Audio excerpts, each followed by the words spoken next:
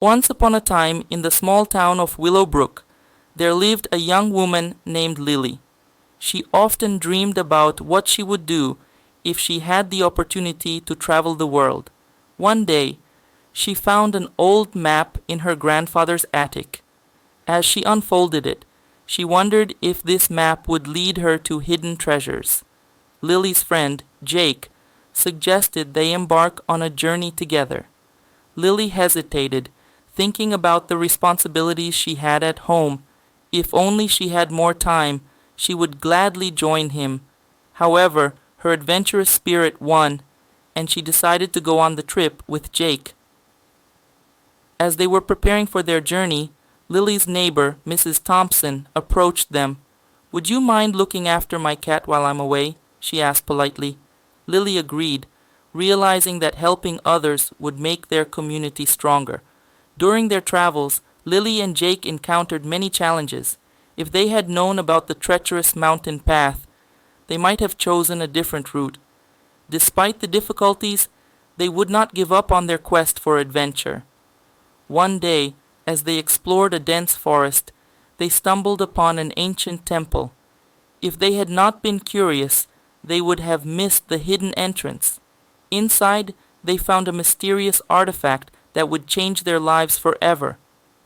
Lily and Jake decided to return to Willowbrook, but their journey was far from over. Back home, Lily's enthusiasm inspired others. If she could follow her dreams, so could they. The townspeople started planning a community event, wondering if it would bring everyone closer together. As they organized the event, Lily received a call from her grandmother. "I heard about your journey. If you ever need advice, I would be happy to share my experiences with you," her grandmother said warmly. Lily realized that family connections would always provide support. In the end, the community event was a great success.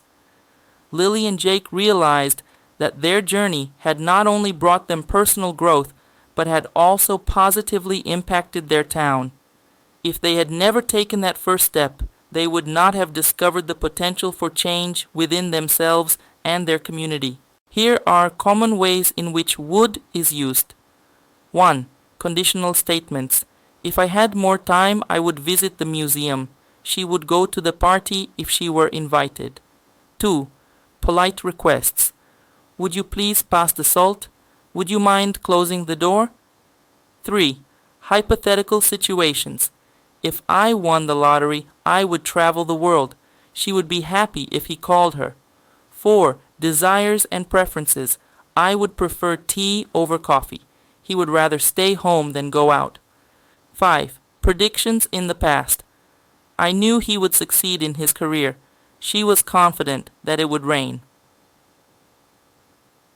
6. Expressing future in the past. He said he would call me later. She promised she would help with the project. 7. Polite offers.